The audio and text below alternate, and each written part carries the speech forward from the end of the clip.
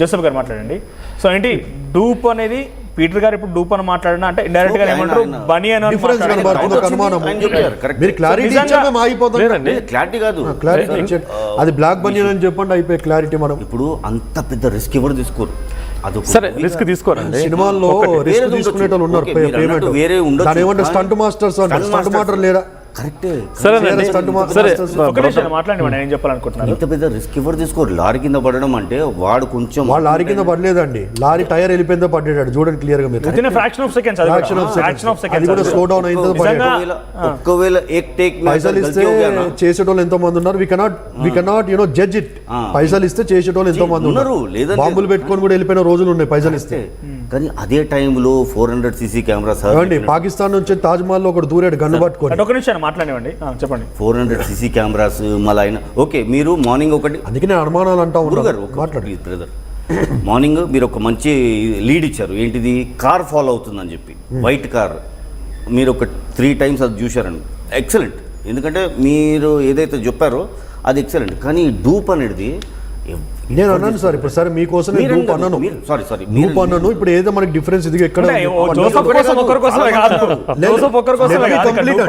Complete. Dupe ఎందుకు అన్నామో dupe ఎందుకు అన్నలేదు కూడా నేను క్లారిటీ ఇస్తాను. సార్ నేను డూప్ అన్నాను, నేను ఒరిజినలే. ఇప్పుడు ఎందుకు ఇక్కడ వైట్ బనీ అనేది ఇక్కడ చనిపోయినప్పుడు ఆయన ఇక్కడ చూస్తే రెడ్ కలర్ స్టాప్ కానీ క్లియర్గా ఉంది నా దగ్గర. This is an screen shot. ఇది మళ్ళీ ఇది డిఫరెన్స్ ఎందుకు ఉంది ఇక్కడ చూడండి మీరు.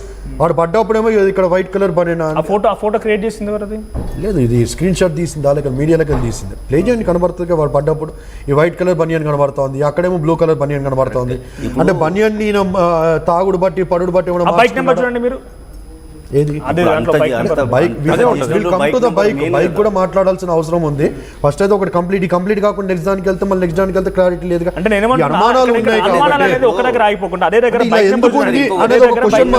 క్వశ్చన్ మార్క్ కనబడతా ఉంది. నేను ఒక రిపోర్ట్ వచ్చింది, అది ఫైనలేనా ఇంకా మనం ముందుకెళ్తారు? ఆల్రెడీ తెలంగాణలో రిట్ ఫైల్ అయింది బ్రదర్. ఆంధ్రప్రదేశ్ లో కూడా రిట్ ఫైల్ అయింది. దాంతో కేపాల్ గారు కూడా యూరోప్ నుంచి ఒక వీడియో పెట్టారు. We're not leaving, we're going. Harsha Kumar గారు కూడా అన్నారు తెలంగాణలో రీఓపెన్ చేపిస్తాను, తెలంగాణలో పోస్ట్ మార్టం చెప్పి ఎన్ఓసి ఇవ్వండి, ఎన్ఓసి ఇస్తేనే కదా ఎన్ఓసి ఇవ్వండి, మీరు ఎన్ఓసి ఇవ్వరు అని చెప్పి కూడా వారు చెప్తా ఉన్నారు. వారి ప్రయత్నాలు వారు చేస్తూ ఉన్నారు. రేవంత్ రెడ్డి గారు ఒక్కరే అని చెప్పి మీరు అనుకోకండి. రేవంత్ రెడ్డి గారు ఒకవేళ అక్కడ చంద్రబాబు గారితో దోస్తాన్ని బట్టి ఇక్కడ ఏం కాదని మీరు అనుకోకండి. వారికంటే పెద్దవారు కూడా ఇక్కడ ఇన్వాల్వ్ అవుతున్నారని హర్ష కుమార్ గారే అన్నారు. చాలా మంది చాలా క్వశ్చన్స్ ఉన్నాయి, ఎవరికి సాటిస్ఫై లేదు. ఎందుకంటే ఇలాంటి అనేకమైన డౌట్లు కనబడతా ఉన్నాయి.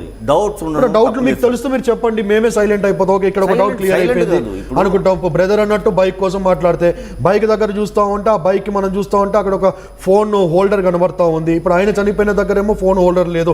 సరే ఇరిగిపోయిందంటే పైన ఇరిగిపోయి ఉంటుంది కానీ దానికి ఒక పట్టి కిందికి టైట్ చేసి పట్టి అయితే ఉంటుందిగా, ఆ పట్టి కూడా లేదు. నా దగ్గర ఫొటోస్ ఉన్నాయి, చాలా ఉన్నాయి. ఇప్పుడు ఆ పట్టి కూడా ఊసిపోయిందంటే దానికి ఇట్లా గట్టిగా పట్టినట్టుగా ఒక చిన్నగా ఒక ఏమంటారు ఒక మార్క్ అనేది కనబడుతుంది, స్ట్రాప్ అనేది కనబడుతుంది. ఆ స్ట్రాప్ కూడా లేవు.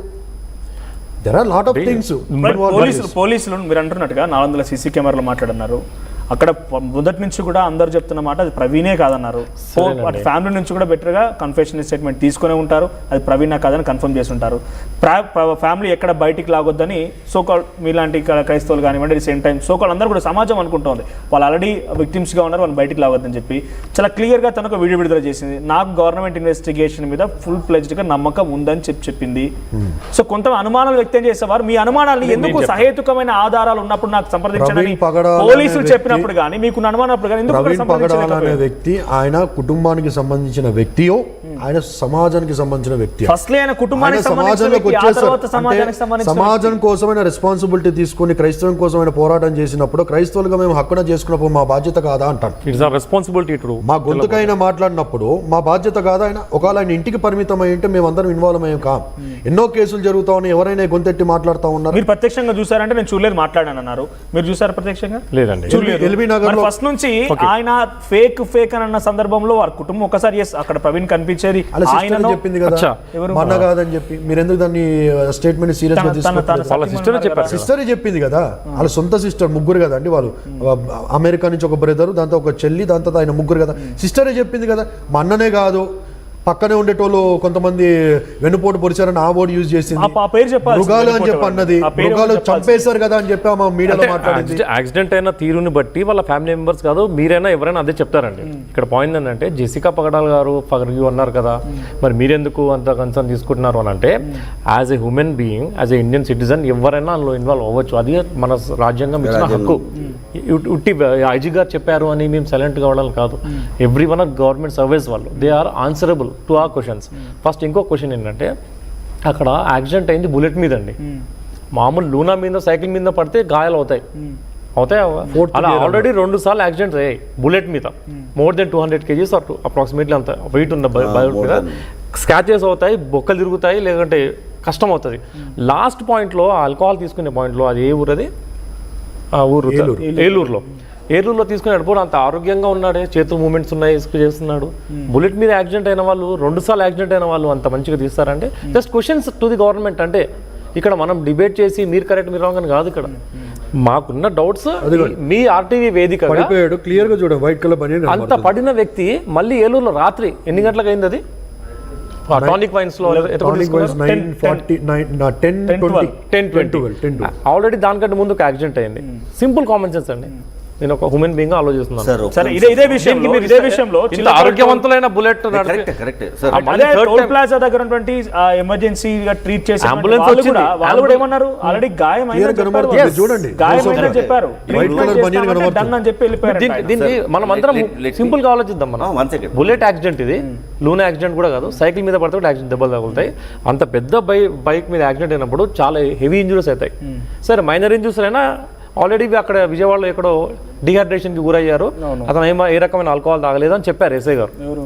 అక్కడ ఎస్ఐ గారు కన్ఫర్మేషన్ ఇవ్వలేదు. అతను చూస్తే డిహైడ్రేట్ వీడియోస్ ఉన్నాయి, అన్స్టేబుల్ గా ఉన్నారు కానీ ఆల్కహాల్ అనలేదు. కన్ఫర్మేషన్ ఇక్కడ ఇవ్వలేదు. చెప్పారు ట్రాఫిక్ అయినా ఏమన్నాడు అంటే ఆల్కహాలిక్ గా లేడండి, తాగలేదు, ఆయన డిహైడ్రేటెడ్ నీర్సించిపోయి ఉన్నాడు, తాగాడని చెప్పి ఆయన చెప్పలేదు. అక్కడ టీ కొట్టడు చెప్పలేదు. మళ్ళీ ఒకవేళ పోలీస్ వారే తాగారని చెప్పానంటే మళ్ళీ ట్రాఫిక్ పోలీస్ వారు చెప్తున్న విషయం ఏంటి? వీళ్ళిద్దరి మధ్యన కాన్ఫ్లిక్ట్ కనబడుతోంది. ఒకవేళ నిజంగా ఆయన నోటీస్ చేస్తుంటే డ్రంక్ అండ్ డ్రైవ్ ఎందుకు కేసు బుక్ చేయలేదు? నోటీస్ చేయలేదని అన్నారు. టీ బాయ్ దగ్గర వెళ్ళేసరికి మాస్క్ తీసాడు, నేను గమనించాను, నేను కూడా దాని బిలీవర్, క్రిస్టియన్ బిలీవర్ అని చెప్పాడు. తర్వాత తెలిసింది అతనికి, అబ్బాయికి ఫస్ట్ టైం చూసినప్పుడు తెలియదు, తర్వాత వీడియోస్ చూసాక తెలిసింది పాస్టర్ గారు అన్నాడు.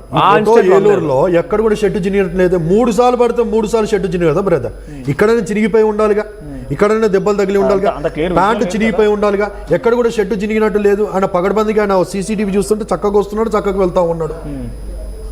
బట్ మీరు చెప్పండి, అది చెప్పాలనుకుంటున్నారు సార్. ఇప్పుడు మీరు అన్నట్టు సంబడి ఈస్ ప్లేయింగ్ గేమ్ అంటే సేమ్ డూప్ లాంటిది.